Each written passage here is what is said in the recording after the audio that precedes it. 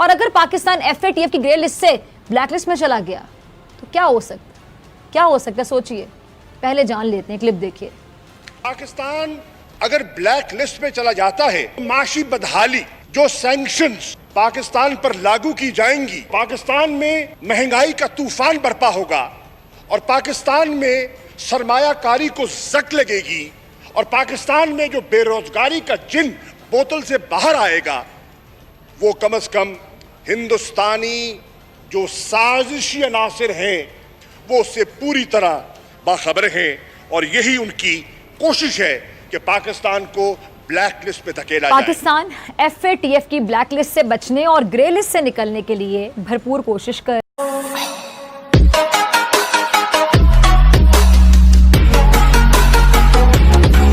Pakistan FATF की grey list में मौजूद है। क्यों है? पाकिस्तान को FATF की ग्रे लिस्ट में पहुंचाने का सेहरा किसके सर जाएगा? कोई ये जिम्मेदारी कबूल करने को तैयार ही नहीं है। कोई एक खुदा का बंदा ये बताने को तैयार नहीं है कि पाकिस्तान को ग्रे लिस्ट और ब्लैक लिस्ट में पहुंचाने वाले आखिर हैं कौन। आज पाकिस्तान के लिए बहुत ज़रूरी है कि वो FATF की ग्रे लिस्ट से बाहर आ जाए। अब इसके लिए FATF ने पाकिस्तान को कानून साजी की भी हिदायत की।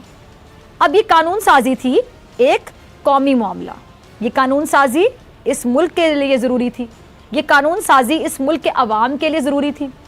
इस कानून साजी से ना हुकूमत को कोई ख़ास फ़ायदा होना था और ना ही ऑपोजिशन को। इसका फ़ायदा अगर होना था तो किसको? मुल्क को, और हुकूमत, ऑपोजिशन, अवाम तीनों को। एक सवाल, ऐवान क्यों बनाया गया? पार्लियामान क्यों बनाया गया? क्यों जमहूरियत को ही मुल्क की बका कहा गया? क्योंकि जमहूरियत के ज़रिए मुंतखब अफराद ऐसी कानून साजी करते हैं जो रियासत को मजबूत और कौम को महफूज कर सके। अब आज मुझे इस बहस में जाना ना पड़ता कि FATF की ग्रे लिस्ट में पाकिस्तान को किसने पहुंचाया। अगर हमारे ऐवान, हमारे पार्लियामान से वो बिल मुस्तरद ना होते जिनको मंजूर कर लेने से पाकिस्तान का FATF की ग्रे लिस्ट में निकलने का इम्कान रोशन हो सकता था। और अगर पाकिस्तान FATF की ग्रे लिस्ट से ब्लैक लिस्ट में चला गया तो क्या हो सकता है सोचिए। पहले जान लेते हैं, क्लिप देखिए। पाकिस्तान अगर ब्लैक लिस्ट में चला जाता है, माशी बदहाली जो सैंक्शंस पाकिस्तान पर लागू की जाएंगी, पाकिस्तान में महंगाई का तूफान बरपा होगा और पाकिस्तान में सरमायाकारी को जक लगेगी और पाकिस्तान में जो बेरोजगारी का जिन बोतल से बाहर आएगा वो कम से कम हिंदुस्तानी जो साजिशी अनासिर हैं वो उससे पूरी तरह बाखबर हैं और यही उनकी कोशिश है कि पाकिस्तान को ब्लैक लिस्ट पे धकेला जाए। पाकिस्तान FATF की ब्लैक लिस्ट से बचने और ग्रे लिस्ट से निकलने के लिए भरपूर कोशिश कर रहे हैं। FATF की ग्रे लिस्ट से बाहर आ जाने से फ़ायदा ना सिर्फ हुकूमत को होना है बल्कि ऑपोजिशन, और ये फ़ायदा पूरे मुल्क को होगा, कौम को होगा, मुल्क की मईशत को होगा, हुकूमत और ऑपोजिशन को। ये बिल मंजूर होने थे पार्लियामान से, क्योंकि पार्लियामान बनाया ही इसलिए गया कि वहाँ ऐसी कानून साजी की जाए जिसका फ़ायदा राह रास्त मुल्क को हो, कौम को हो। और खुशखबरी ये है कि FATF की ग्रे लिस्ट से निकलने के लिए जो कानून साजी होनी थी वो नहीं हो सकी, बल्कि जो बिल मंजूर होने थे वो ऑपोजिशन की जानिब से मुस्तरद कर दिए गए कि इमरान खान साहब अब जल्द अज जल्द इस्तीफ़ा दे दें।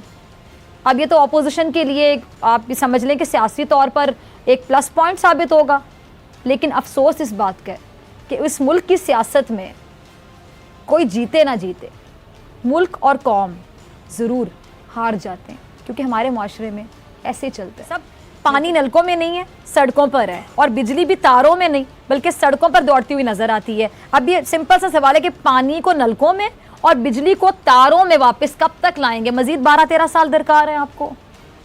पर आपने देखा होगा पहले के बनिस्बत पानी हमने काफ़ी हद तक बहुत जल्द निकाल दिया है। शाहरा फैसल जैसे काफ़ी मेन एरियाज थे, वो सुबह को ही आज सुबह को मैं 7 बजे निकला था उमरकोट के लिए, क्योंकि मैं फोकल पर्सन हूँ चीफ मिनिस्टर का for flood relief in Umarkot. तो मैं 7 बजे सुबह को निकला था, सारे रास्ते साफ थे।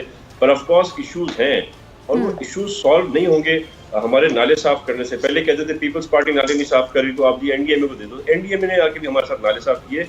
नाले साफ हम भी करते हैं, वो भी करते हैं। नाले साफ करने से ये मसला हल नहीं होगा जब तक हम इंक्रोचमेंट्स नहीं हटाएंगे।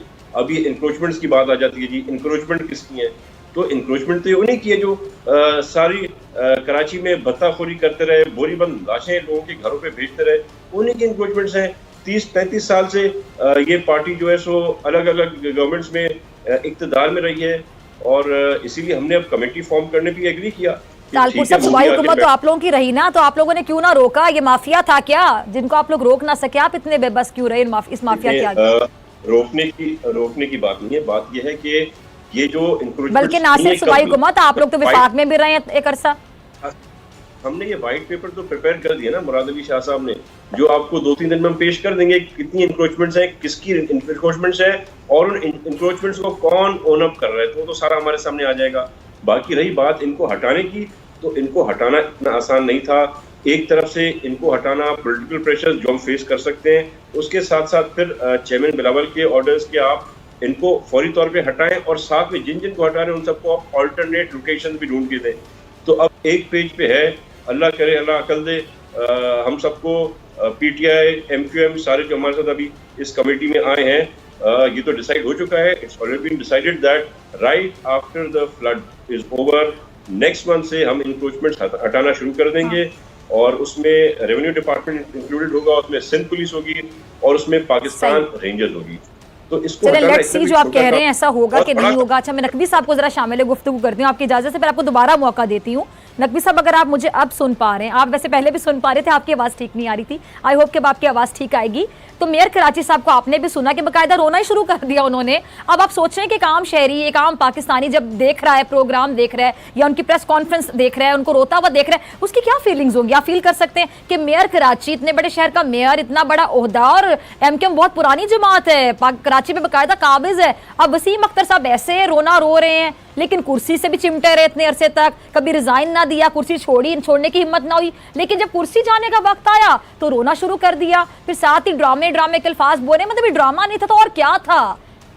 पूरे पाकिस्तान में मिसाल बनी हुई है। हाँ, ऐसी जबरदस्त है कि कोई एक नाजिश बिल्डिंग इस शहर में नहीं बनती, और बिल्डिंग। अच्छा, मेरे ज़हन में सवाल है आपकी बातों से। एक मिनट, तैमूर साहब से मेरा सवाल पूछने हैं। नकवी साहब 1 मिनट दीजिएगा जरा। तैमूर साहब, आपने नकवी साहब की बातें भी सुनी, उसका भी यकीनी तौर पे आप जवाब देना चाह रहे होंगे, साथ जरा मेरा सवाल भी सुन लें। आप लोग एनएफसी अवार्ड के तहत अपना हक मांग रहे हैं, मांगना चाहिए, बिल्कुल मांगे, आपका हक है और आपको मिलना भी चाहिए। लेकिन इससे पहले जो एनएफसी अवार्ड के तहत जितनी भी रकम आप लोगों को मिली है, सर जरा बता दें कि लगी कहाँ पर है? सबसे पहले तो नकवी साहब की बातें मुझे बड़ी हंसी आ रही थी कि वो हमें बता रहा कि हम गवर्नेंस कैसे करें और हम क्या करें।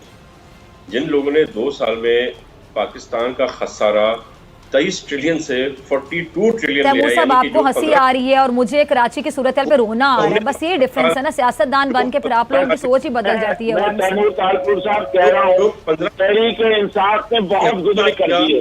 आप वो गुनाह क्यों कर रहे हैं मेरे भाई? आपको तो 12 साल हो गए, हम जी नकवी साहब, तैमूर साहब का जवाब सुन ले पहले। अच्छा, फिर दो साहब आपने तैमूर साहब का जवाब सुन ले, मैं फिर आपकी तरफ आती हूँ। जी नकवी साहब जरा सब्र रखें जी, थैंक यू वेरी मच। जी जी तो जिन लोगों ने नकवी साहब आप सुनिएगा प्लीज, मैं फिर आपकी तरफ आती हूँ। जिन लोगों ने डॉलर की प्राइस कहाँ पहुंचा दी, पेट्रोल की प्राइस कहाँ पहुंचा दी, जिन्होंने दवाइयों की प्राइस कहाँ पहुंचा दी, आटे की प्राइस क्या थी नवाज शरीफ के टाइम पे और पाकिस्तान पीपल्स पार्टी के टाइम पे, आज आटे की प्राइस क्या है, चीनी की प्राइस क्या थी उस वक्त पे, आज क्या है चीनी की प्राइस। तो ये इनको बात ये जो है ना सूट नहीं करती, इन पे ये बात रचती नहीं है कि ये हमें क्रिटिसाइज करें। बाकी आपका क्या सवाल था? जी मेरा सवाल एनएफसी अवार्ड के हवाले से था कि जो पहले रकम मिली थी वो लगी कहाँ पर तैमूर तालपुर साहब?